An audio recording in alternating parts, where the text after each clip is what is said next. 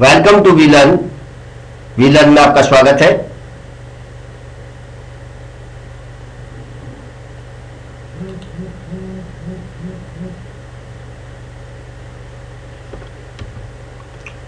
Subject management of man, machinery and materials, session 3, product selection. Topics covered in this session: introduction, the product selection process, selection of the product, product development and product design. Now introduction. Product क्या होता है? Product selection is a strategic decision for any organization. किसी भी organisation का जो product selection होता है एक स्ट्रेटेजिक डिसीजंस है। स्ट्रेटेजिक डिसीजंस क्या है? जो टॉप लेवल मैनेजमेंट के द्वारा लिया जाने वाला डिसीजन स्ट्रेटेजिक डिसीजंस होता है, और जो स्ट्रेटेजिक डिसीजन गोल और प्लान के बीच में ब्रिज का काम करता है। It may be short term और लॉन्ग टर्म, ये दोनों हो सकता है। किस तरह का प्रोडक्ट होना चाहिए, डिसीजंस क्या होगा, किस तरह का प्रोडक्ट हो, क्या क्वालिटी हो, क्या डिजाइन होनी चाहिए, किस कम्युनिटी के लिए होना चाहिए। That is also most important factor in strategic decisions कि कम्युनिटी किस कम्युनिटी के लिए यूजेबल है,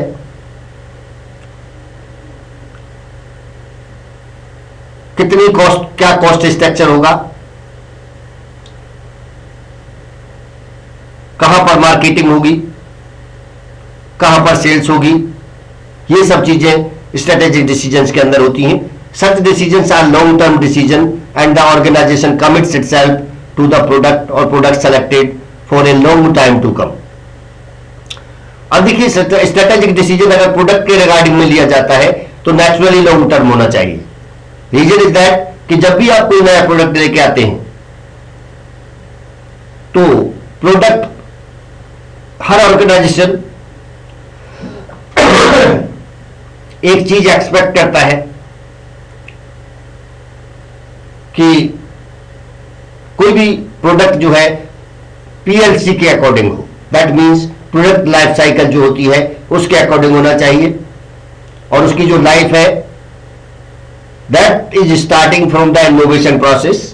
पहले इनोवेशन करते हैं या इनोवेशन होता है, उसके बाद ग्रोथ होता है, then it comes to the maturity level and maturity के बाद डिक्लाइन होता है। तो इस प्रोसेस में बहुत सारा टाइम लग जाता है। इसलिए प्रोडक्ट का जो डिसीजन है हमारा स्ट्रेटेजिक डिसीजन वो लॉन्ग टर्म होता है। What is product to produce in what form and with what features is very important because many other decisions, for example the technology used, the capacity of the productive system, the location of the production facilities, the organisation of the production function, the planning and the controlling system etcetera are dependent on this strategic decision. जितने भी management के decisions होते हैं इसके अंदर product का जो decision है मोस्ट इंपॉर्टेंट डिसीजन होता है। क्यों होता है? क्योंकि इसके अंदर हम टेक्नोलॉजी यूज करते हैं, एडवांसमेंट ऑफ टेक्नोलॉजी का यूज करते हैं। अब एडवांसमेंट टेक्नोलॉजी का यूज क्यों किया जाता है? क्योंकि we want to differential product some the other competitors. ऐसा प्रोडक्ट हो जो यूनिक होना चाहिए। अगर आपका प्रोडक्ट यूनिक है तो आपके प्रोडक्ट की डिमांड ज्यादा होगी, प्रोडक्ट सक्सेस होगा, आप मार्केट लीडर बन सकते हैं। तो इसलिए टेक्नोलॉजी एडवांस होनी चाहिए। Capacity of the productive system, जो प्रोडक्टिव सिस्टम की कैपेसिटी है, प्रोड्यूस करने की जो क्षमता है वो भी इसमें निहित होती है। उसको भी स्ट्रेटेजी के थ्रू हम मैक्सिमम रखते हैं या ऑप्टिमम रखते हैं। The location of the production facility, कि प्रोडक्शन फैसिलिटी कहां पर मिलेंगी, कहां पर हमें से लोकेट करना चाहिए। जैसा कि आप जानते हैं कि लोकेशन के बहुत सारे फैक्टर्स होते हैं। कोई भी इंडस्ट्री कहां पर लोकेट होती है, कहां पर स्टेब्लिश होती है। जैसे फॉर एग्जांपल जहां पर raw material cheap and best मिल जाता है, लेबर चीप एंड बेस्ट होती है, बैंकिंग फैसिलिटीज होती हैं, इलेक्ट्रिसिटी फैसिलिटीज होती हैं, ट्रांसपोर्टेशन फैसिलिटीज ऑल्सो देयर। तो इस तरह का कोई प्लेस होगा, वहां पर हम अपने इंडस्ट्री को लोकेट करते हैं। तो जो प्रोडक्ट हमने डिसाइड किया उस प्रोडक्ट के लिए ये सारी चीजें किस लोकेलिटी में अवेलेबल है, वहां पर हम बिजनेस एस्टेब्लिश करते हैं। तो इसलिए location is also a main factor of the product design और product decisions. The organisation of the production function, और प्रोडक्शन फंक्शंस को ऑर्गेनाइज करना, कौन करेगा, किस तरह से होगा, क्या प्लान्स होंगे। Then the planning and controlling system, और planning and controlling system both are supplementary to each other. You know, planning is a first process whereas controlling is the last process or last functions of the management। तो planning and controlling दोनों एक दूसरे के supplement, एक दूसरे के complementary होते हैं, एक दूसरे के पूरक होते हैं। इसीलिए कहा जाता है if there is no plan there is no control. अगर प्लान है तो कंट्रोल होगा, अगर प्लान नहीं है तो कंट्रोल भी नहीं है। तो etcetera are dependent on this. ये सारे सिस्टम जो है, सारे फंक्शंस, सारी एक्टिविटीज प्रोडक्ट सिलेक्शन के ऊपर डिपेंड करती है।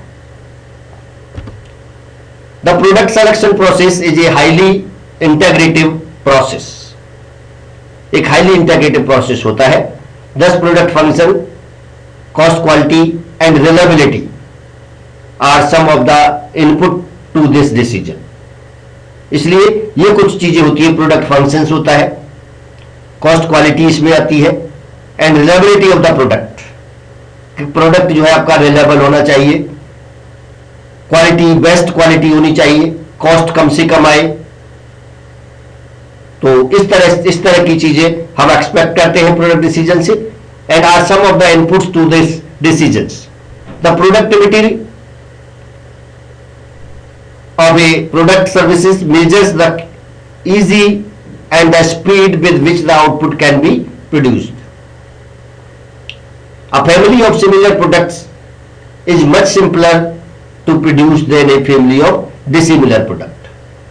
This is the most important phenomena कि जहां पर आपके पहले से भी एग्जिस्टिंग प्रोडक्ट बना रहे हैं, उसी की फैमिली का कोई दूसरा प्रोडक्ट आप लेके आते हैं, तो ये आसान होता है। लेकिन अगर जो प्रोडक्ट आप पहले से नहीं बनाते हैं,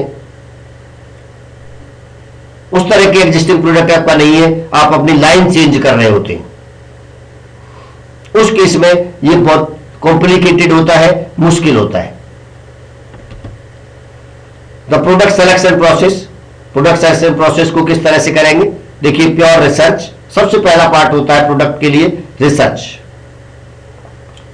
प्योर रिसर्च में क्या है? We have understand about the product और identify the various features of the product. Then applied research, जब आपने पहले, ये जो आपका प्योर रिसर्च है, ये जो पार्ट मेन पार्ट होता है ब्रेनस्टॉर्मिंग का। आपने पहले ब्रेनस्टॉर्मिंग की, उसके बाद उसको अप्लाई किया, अप्लाइड रिसर्च कि रियली ये प्रोडक्ट बन सकता है या नहीं बन सकता है। उसके बाद स्क्रीनिंग करते हैं, और स्क्रीनिंग के दो पहलू होते हैं, पहला आइडिया जनरेशन और दूसरा marketing research. Then economic analysis, that means how much money, how much fund is to be required to proceed the brainstorming system और आइडियाज। देन आउटपुट डेवलपमेंट, क्या आउटपुट या फाइनल प्रोडक्ट किस तरह से develop होगा। Then process development, और उस process को, उस आउटपुट को डेवलप करने के लिए क्या प्रोसेस की जरूरत होगी और वो प्रोसेस कैसे डेवलप होगा। देन डिजाइन एंड टेस्टिंग, उसके बाद हम डिजाइन और टेस्टिंग के बारे में सोचते हैं या डिजाइन एंड टेस्टिंग करते हैं। तो इस तरह से अगर देखा जाए तो मार्केटिंग, प्रोडक्ट सिलेक्शन की 4 स्टेज होती है। सबसे पहली स्टेज आपकी रिसर्च स्टेज होती है, जिसके अंदर आप प्योर रिसर्च करते हैं, अप्लाइड रिसर्च करते हैं एंड स्क्रीनिंग करते हैं। उसके बाद सिलेक्शन होता है, सिलेक्शन में screening and economic analysis include होते हैं। उसके बाद डेवलपमेंट होता है, डेवलपमेंट आपके जो पार्ट है आपके, that means output development and process development, these are the part of development process. And then last one is a design. So this is the process of product selection.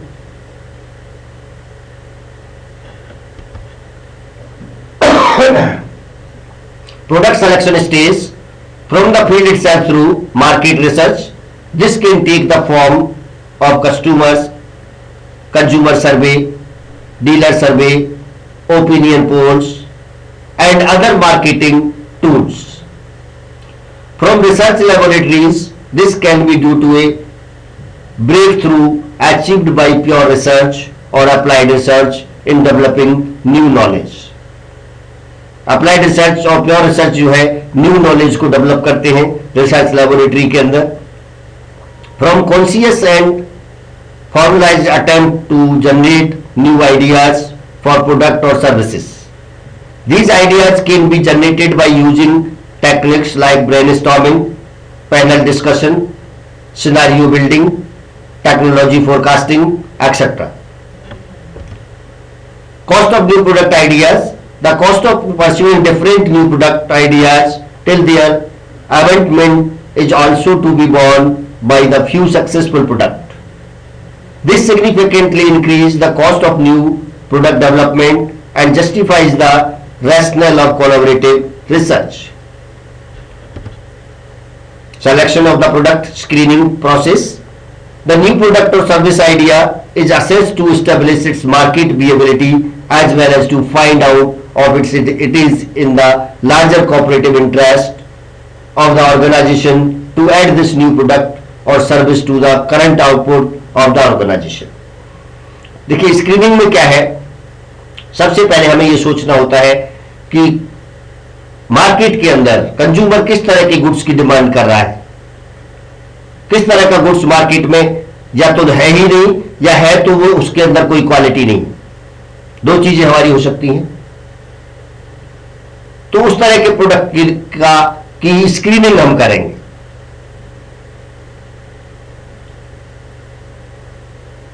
Brainstorming करेंगे, new ideas लेके आएंगे. उसके बाद each organisation है some corporate strength and weakness. You know, हर ऑर्गेनाइजेशन का एक शॉर्ट एनालिसिस होता है. शॉर्ट एनालिसिस के अंदर क्या है, SWOT, जिसके अंदर strength, opportunity, weakness and threats, इस तरह से हम उसको एक्सपेंड कर सकते हैं. तो हर ऑर्गेनाइजेशन के अंदर स्ट्रेंथ होती है, हर ऑर्गेनाइजेशन की वीकनेस होती है, हर ऑर्गेनाइजेशन को अपॉर्चुनिटी मिलती है और हर ऑर्गेनाइजेशन को किसी न किसी से कोई ना कोई डर होता है. चाहे वो आपका गवर्नमेंट का डर हो, चाहे आपका कॉम्पिटिटर का डर हो, चाहे डिमांड फ्लॉप होने का डर हो या टेक्नोलॉजी ओल्ड होने का डर हो. तो इस तरह से ऑर्गेनाइजेशन कहीं ना कहीं फियरफुल होता है. तो न्यू प्रोडक्ट और service ideas should capitalise on the strength. लेकिन जब न्यू प्रोडक्ट की हम बात करते हैं तो आप अपनी स्ट्रेंथ से उसे कैपिटलाइज कर सकते हैं. And should attempt to reduce the weakness, और स्ट्रेंथ के थ्रू आपकी वीकनेस जो है रिड्यूस हो सकती है to the extent possible.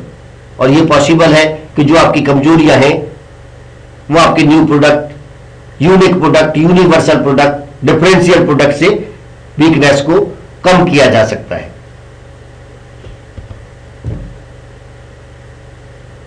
It is important to realise that strength and weakness are relative and also perceptive. ये बहुत इंपॉर्टेंट थिंग्स है कि जिस तरह से प्रॉफिट और लॉस होता है जो एक दूसरे के सप्लीमेंट्री है, उसी तरह से आपकी स्ट्रेंथ और वीकनेस होती है. एक सिक्के के जैसे दो पहलू होते हैं, हेड एंड टेल्स, उसी तरह से किसी भी प्रोडक्ट के, किसी भी वर्क की, किसी भी ऑर्गेनाइजेशन के दो पहलू होते हैं. और वो क्या है, उसकी स्ट्रेंथ एंड वीकनेस, उसकी कमजोरियां और उसकी मजबूती. The same feature can be perceived to be strength by one organisation and as weakness by another. For example, low investment in capital assets can be considered to be a strength, since this gives the organizations greater flexibility in the product selection and adjusting to changes in demand, whereas the same can be perceived to be a weakness when capacity cannot be hired from outside or the quality of the jobs got done from outside is unsatisfactory.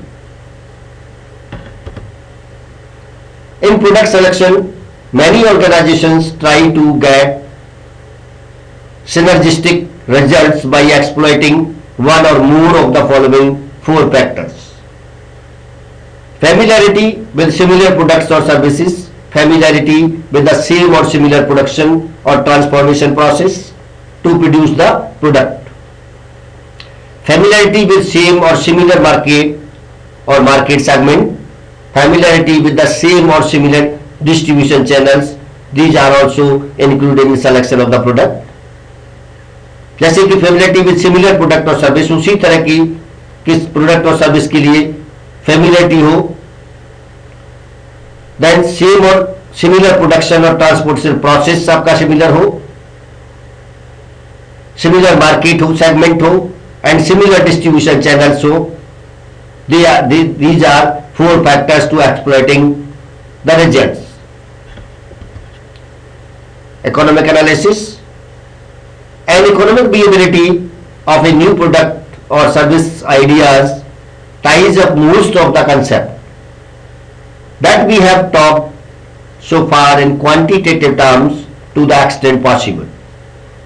What this means is that the economic value of the returns must exceed the economic value of the cost incurred to produce the output. Non-profit organization. For non-profit organization, there may not be a cash inflow at all, or else the cash inflow may occur to or at externally fixed prices. For such organization, economic analysis generally means a cost-benefit analysis, which is similar to the cash flows analysis mentioned earlier, but now the net present value of all benefits less than of all cost is used as a indicator of economic viability. Now product development. Product development concerns itself with modification or extension provided to ideas so as to improve the functioning, the cost, the value for money of the product. On the whole, development effort is innovative, wise research which is more inventive, the thrust being on developing new product ideas, technologies and processes. Development efforts can be defined by the following figures. Now, at initial stage, axis Y disclose the efforts of the management, whereas axis X depict the time. So at first we have discovery the ideas, then exploration, then improving performance, exploration, then idea generation or idea incubation, then idea explanation and evaluation, then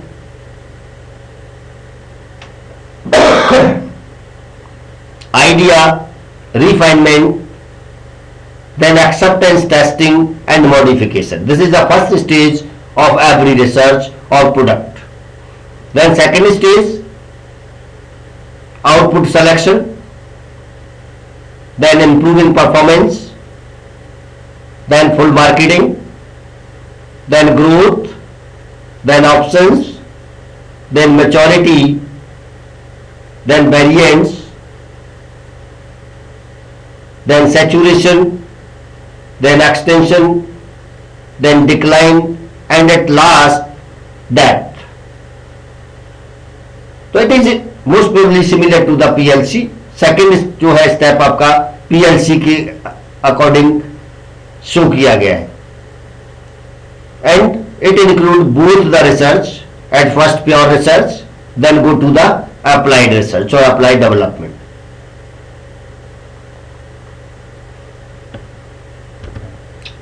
Product design. At the design stage, detailed specifications are provided so that manufacturing can produce what has been designed.